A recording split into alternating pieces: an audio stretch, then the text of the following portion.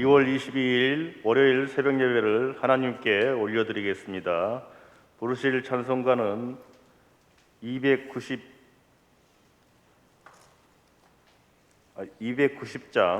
우리는 주님을 늘 배반하나 290장 찬양하겠습니다.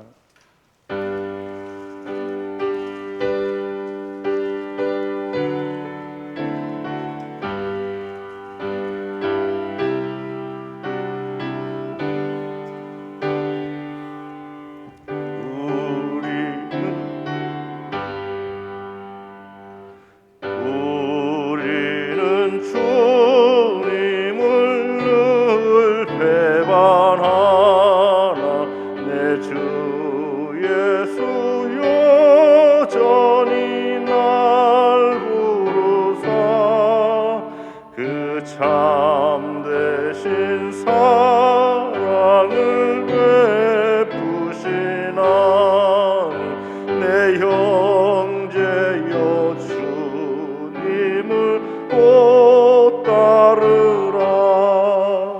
주 널리에 비네 주 널리에 비네 주 널리에 비네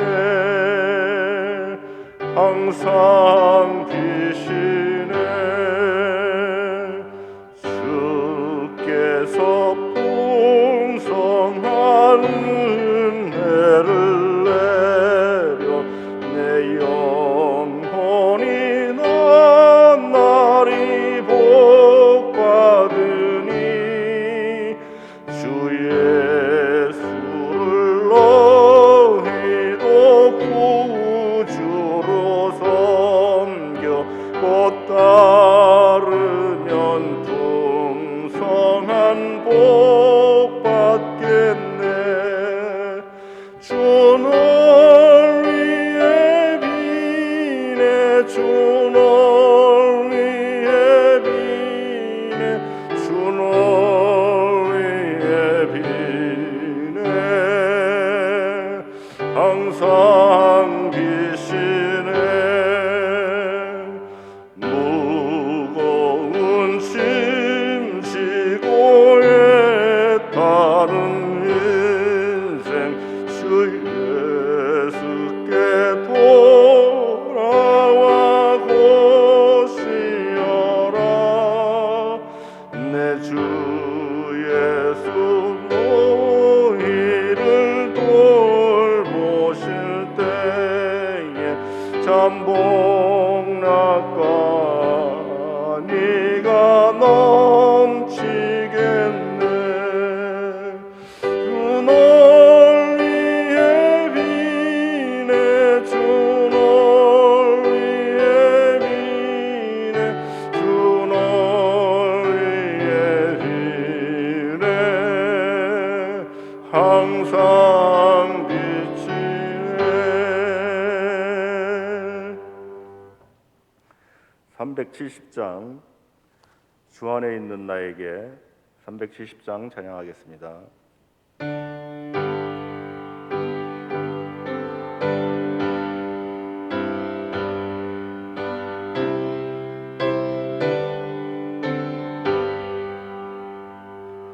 주 안에 있는 나에게 난 근심이 있으랴.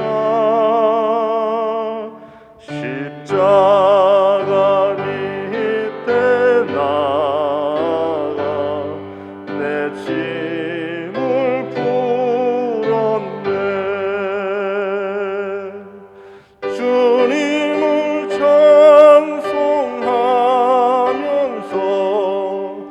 할렐루야 할렐루야 내 앞길 멀고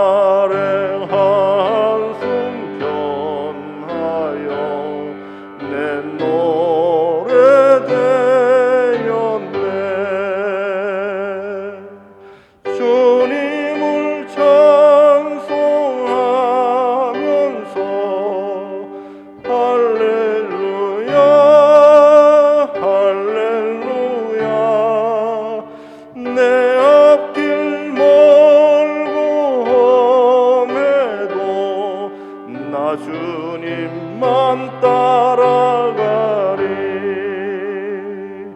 내 주는 자비하셔서 늘 함께 계시고 내 궁핍함을 아시고 늘 채워주시네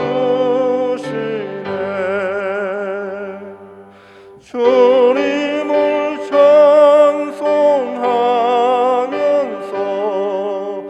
할렐루야 할렐루야 내 앞길 멀고 험해도 나 주님만 따라가리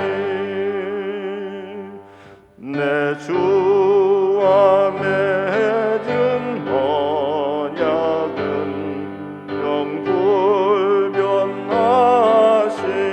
영불변하시니 그 나라 가기까지는 늘 보호하시네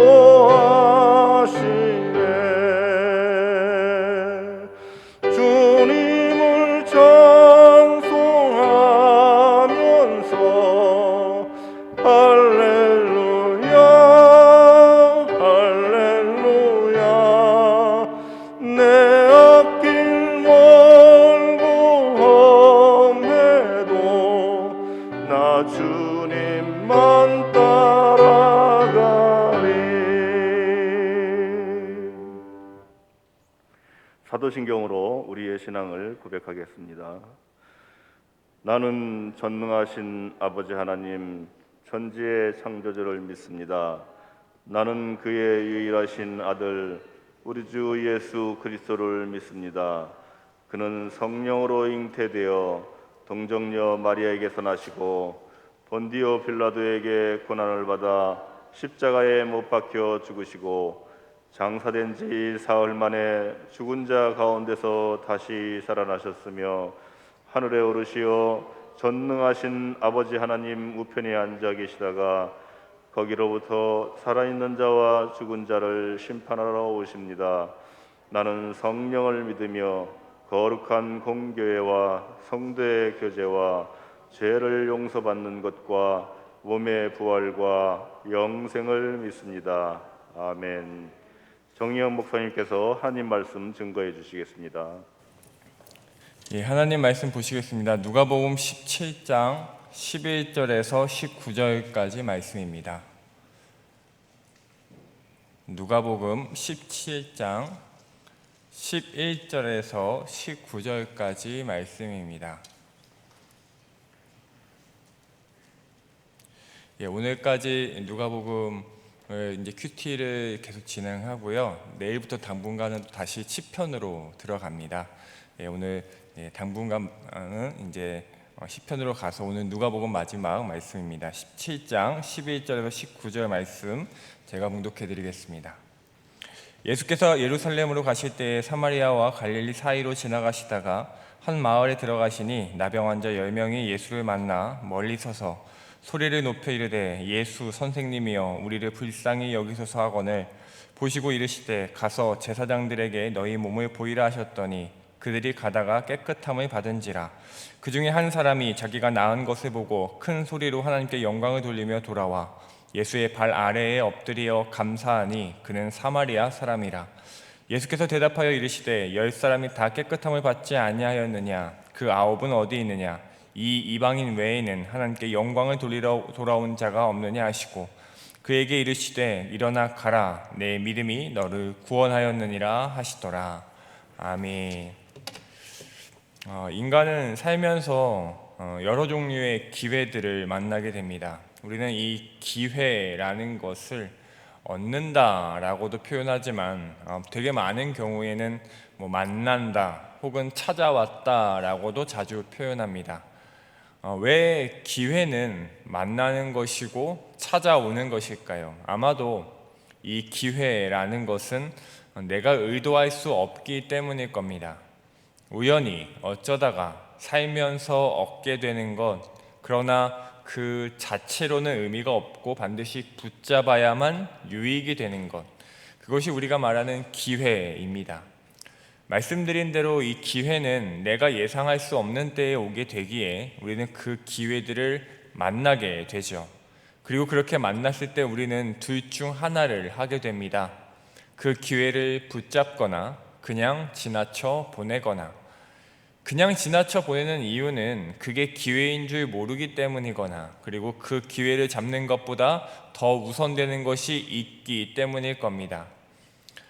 세상 누구도 자신이 만난 기회, 자신에게 찾아온 기회를 그냥 지나쳐 보내고 싶지 않을 겁니다. 기회인지 모르거나 알아도 어쩔 수 없기에 지나쳐 보내는 것이죠.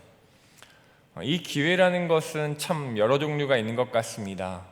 배우자를 만날 기회, 원하는 회사에 취직할 기회, 좋은 사람들을 만날 기회, 돈을 벌 기회 등등, 우리가 살면서 만나고 얻게 되는 기회들은 매우 다양합니다.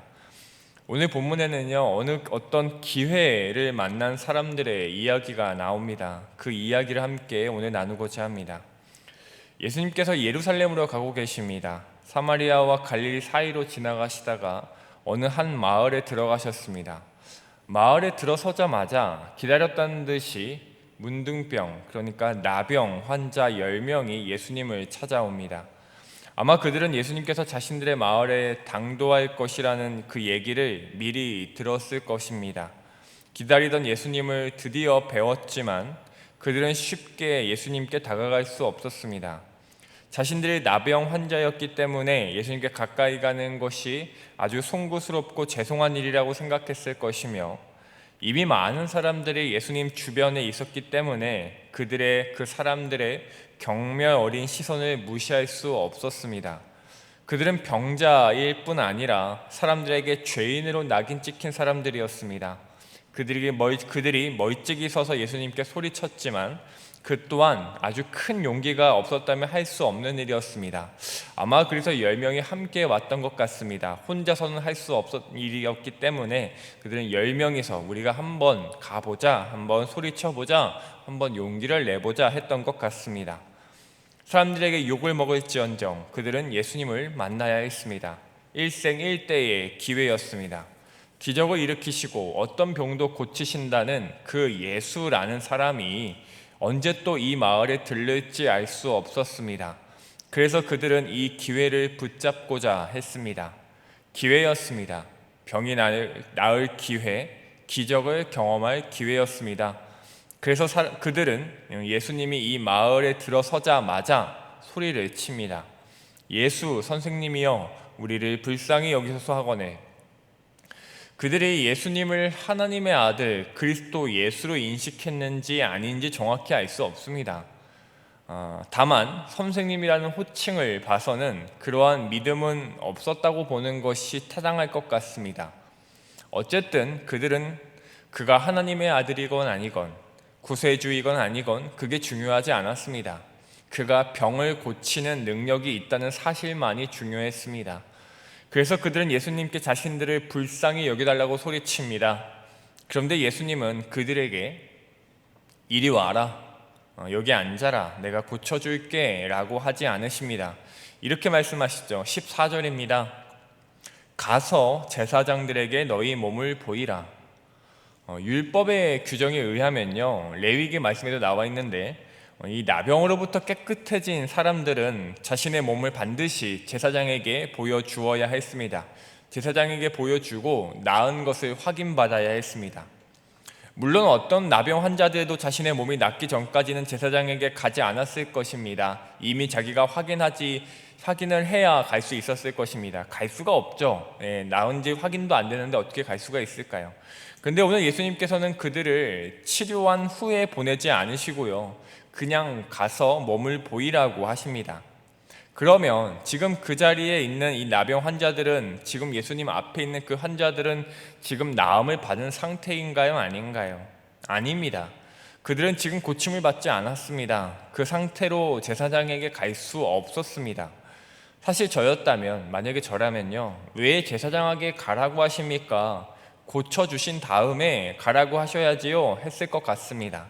그런데 이 나병 환자 10명은 예수님의 그 말씀을 그대로 실천합니다.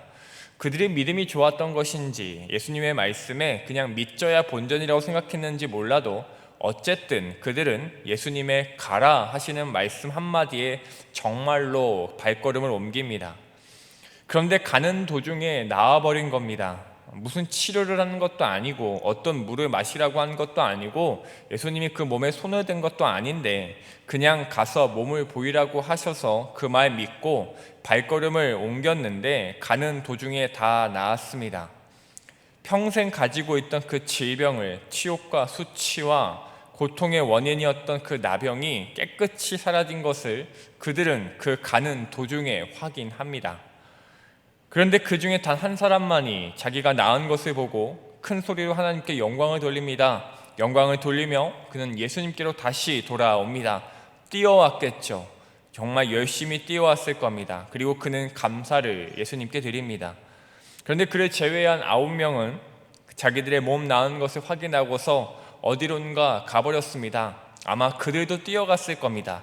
그런데 그들은 예수님께로 뛰어오지 않았습니다. 아마도 그 깨끗해진 몸을 가장 먼저 보여주고 싶은 사람들에게 갔을 것 같습니다. 사랑하는 누군가들이겠죠. 아마도 가족이나 친구일 가능성이 높은 것 같습니다. 그들이 어디로 뛰어갔는지 우리는 알 수 없지만 어쨌든 지금 예수님 앞에는 한 사람만이 돌아와 있습니다. 예수님은 그 한 사람의 감사를 들으시고는 말씀하십니다. 10사람이 다 깨끗함을 받지 않았느냐? 그 9명은 어디 있니? 이 이방인 외에는 하나님께 영광을 돌리러 돌아온 자가 없느냐? 나음을 받은 그 사마리아 사람뿐만이 아니라 거기 모인 모든 사람들이 예수님의 그 말씀을 들었습니다. 예수님은 이렇게 말씀하신 후에 나음 받은 그 사마리아 사람에게 말씀하십니다. 가라, 내 믿음이 너를 구원하였느니라. 오래 붙잡아 두시지도 않으셨죠. 다시 가라고 하셨습니다. 처음에 저는 우리가 살면서, 인간이 살면서 여러 기회를 만나게 된다고 말씀드렸습니다. 그리고 오늘 이 본문의 이야기 속에 기회가 찾아온 사람들이 등장한다고도 말씀드렸습니다. 그리고 본문 내용을 말씀드리면서 나병이 나을 기회, 인생이 바뀔 절호의 기회를 이 10명의 사람들이 만났다고도 말씀드렸습니다. 사랑하는 성도 여러분, 우리도 이 나병 환자 10명과 같은 기회들을 인생 가운데 만납니다. 간절히 원했던 일이 이루어지는 기회, 평생의 숙제가 해결될 수 있는 기회, 무릎으로 기도했던 제목이 응답받는 기회. 우리는 그 찾아온 기회들 속에서 분명히 답을 얻었고 많은 경우 우리는 치유함을 얻었고 또 많은 경우에 우리는 응답받았고 해결되었습니다. 우리는 그 절호의 찬스, 그 기회를 잡았습니다. 그런데요, 그런 기회가, 그런 일들이 정말 우리에게 기회일까요? 기도가 응답받고 상함이 치유되고 바라던 일이 이루어지는 일들 그 자체가, 그 응답받은 그 일들이 정말 우리가 기회라고 부를 수 있는 경우들일까요? 다르게 여쭤보겠습니다. 지금 이 나병 환자들, 그 10명의 환자들이 얻은 기회가 정말 기회라고 부를 수 있는 그 기회가 과연 무엇일까요? 그들이 얻은 기회라는 것이 정말 그 몸이 낫는 일이었을까요? 아니죠. 아닙니다. 우리는 이 본문을 잘 읽어보면 그게 기회가 아니었다는 것을 알 수 있습니다. 저는 처음에 분명히 이들이 병이 나을 기회를 얻었다, 그들의 마을에 예수님이 오셨기 때문에 그들이 절호의 찬스를 얻었다라고 했지만 사실 그게 기회는 아니죠. 쉽게 보면 그러한 일이 기회처럼 보일지 몰라도 그 나병 환자들에게 진짜 기회는 그들의 몸이 낫는 것이 아니었습니다. 그들은요, 진짜 기회를 놓쳤습니다. 그들은 아주 중대한 것을 그 9명은 그냥 지나쳐 보냈습니다. 그들은요, 감사할 기회를 놓쳤습니다. 누군가는 그렇게 물을지 모릅니다. 평생 자신을 괴롭히던 그 나병, 자신을 완전히 정말 저 바닥으로 구렁텅이로 몰아넣었던 그 나병이 낫는 것보다 어떻게 감사할 일이 생기는 것이 더 큰 기회인가요? 라고 물을지 모릅니다. 맞습니다. 병이 낫는 것과 감사를 하게 되는 것, 이 두 가지를 비교하면 당연히 병이 낫는 것이 훨씬 더 기회라고 부르기가 좋은 것 같습니다. 기회라고 부를 수 있어 보입니다. 그러나 그것은 사람들끼리의 얘기입니다. 우리들끼리의 얘기죠. 우리들 사이에서는, 사람들 사이에서는 당연히 그러한 일이 훨씬 더 큰 기회이죠. 의사 선생님을 만나서 의사 선생님께 내 죽을 병이 치료받는 것, 그게 훨씬 더 기회이죠. 어떻게 의사 선생님에게 감사를 말하는 것이 더 큰 기회가 될 수 있을까요? 그럴 수 없습니다. 의사 선생님과 나 사이에서는 감사를 말하는 것이 훨씬 더 큰 기회가 될 수 없습니다. 병이 낫는 것이 더 큰 기회이죠. 그 의사 선생님을 만나는 것이 훨씬 더 큰 기회입니다. 그러나 이것은 이러할 사람들끼리 사이에서만의 얘기입니다. 이 감사의 대상이요, 우리 주님이 되면, 우리 하나님이 되면 완전히 얘기가 달라집니다. 왜냐하면 우리 주님의 입장에서 우리의 숙제가 해결되는 것보다 우리가 그 해결에 대한 반응으로서 감사할 수 있는 그 경우가 생기는 것이 훨씬 더 기회답기 때문입니다. 왜냐하면 그 문둥병, 그 나병 환자가 그 한 사람이 예수님을 다시 만났기 때문이죠. 예수님을 다시 만나고 그 예수님과 대화하며 그 예수님께 네 믿음이 너를 구원하였다라는 얘기를 듣는 것보다 더 큰 기회가 있을 수 있을까요? 그러니까 오늘 이 나병 환자 10명에게 일어난 일 중 그들에게 찾아온, 그들이 만난 기회는요, 그들이 예수님을 만나 나음을 받았다는 것보다도 그 나음을 받고 감사할 수 있는 기회였습니다. 그게 이들에게 찾아온 기회입니다. 그게 기회죠. 그런데 이 10명 중 9명이 그 기회를 그냥 지나쳐 보내버립니다. 단 한 명만이 그 기회를 잡았습니다. 그는 주신 은혜에 대한 감사의 기회를요, 놓치지 않았습니다. 그 기회를, 감사의 기회를 놓치지 않은 그에게 주어진 것이 무엇인가요? 놀랍게도 그것은 구원이었습니다. 육신의 나음 따위는 하찮은 성과로 치부할 수 있는 영혼의 구원을 그가 받게 됩니다. 사실 의아하기도 합니다. 예수님은 그 나병 환자 10명을 그냥 그 자리에서 고쳐주실 수도 있으셨습니다. 만약 그들을 그냥 그 자리에서, 지금 소리치고 있었던 그 자리에서 고쳐주셨다면, 그들에게 앞으로 그들과 가까이 가서 그들을 안수하시고 만져주시고 그들을 그렇게 치유하셨다면 그들은 아마 10명 모두 예수님께 감사를 드리고 떠났을지 모릅니다. 그런데 예수님은 굳이 그들을 그냥 가서 몸을 보이라 라고 말씀하셔서 다시 돌아오지 않는 그 9명이 생기게 하셨습니다. 다시 말씀드려 봅니다. 하나님, 예수님이 지금 다시 돌아오지 않는 9명을 생기게 하신 건가요? 다시 돌아올 수 있는 1명을 생기게 하신 건가요? 그 답을 우리 성도님들은 다 아실 겁니다. 우리는 예수님의 이 행하심이 의아할 수 있습니다. 그러나 우리는 기억해야 합니다. 우리 주님은요, 감사의 기회를 주시는 것이지 감사의 자리를 마련해 주시지는 않습니다. 자리까지 다 만들어 놓고 감사하지 않을 수 없는 상황을 만드시지 않으신다는 겁니다. 감사는요, 예수님의 몫이 아닙니다. 하나님의 몫이 아니죠. 우리의 몫입니다. 우리에게 주어진 기회입니다. 우리가 만들어야 하는 자리입니다. 다 만들어진, 예수님께서 다 만들어 놓은 그 감사의 자리에서 진심으로 감사할 수 있는 사람이 몇이나 될까요? 하나님은 우리에게 그런 억지스러운 감사를 원하지 않으십니다. 그래서 우리에게 감사의 기회를 주실 뿐입니다. 사랑하는 성도 여러분, 그 기회를 붙잡는 우리가 되었으면 좋겠습니다. 기도가 응답받고 상처가 치유되고 삶의 숙제들이 해결되는 일들을 통해 기뻐하는 것으로 끝나는 것이 아니라 진짜 기회, 감사할 기회를 잡으심으로 그 감사를 통해 얻는 더 큰 은혜와 축복을 경험하시기를 축복합니다. 한 가지만 말씀드리고 말씀을 맺겠습니다. 오늘 두 가지 일을 비교하였습니다. 한 가지는 우리의 어떤 바람이 이루어지는 기회, 다른 한 가지는 그 바람이 이루어졌을 때 감사할 기회입니다. 단순히 보면 분명히 전자가 더 귀한 기회처럼 보이는 것이 당연합니다. 그래서 이 두 기회를 다시 표현해 보겠습니다. 전자인 우리의 어떤 바람이, 그런 소원이 이루어지는 기회는요, 해결할사로서의 주님을 만나는 기회입니다.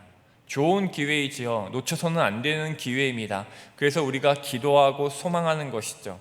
그런데 후자인 기회, 우리가 감사할 수 있는, 감사하는 기회는요, 구원자이신 주님을 만나는 기회입니다.